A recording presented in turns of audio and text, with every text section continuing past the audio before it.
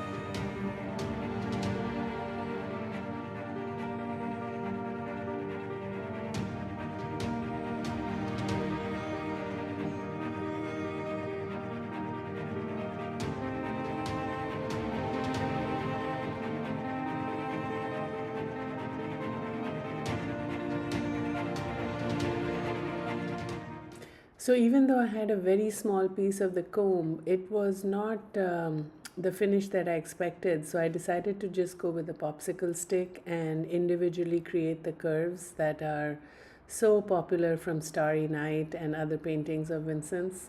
So yeah, I ditched the comb and decided to do it the longer way.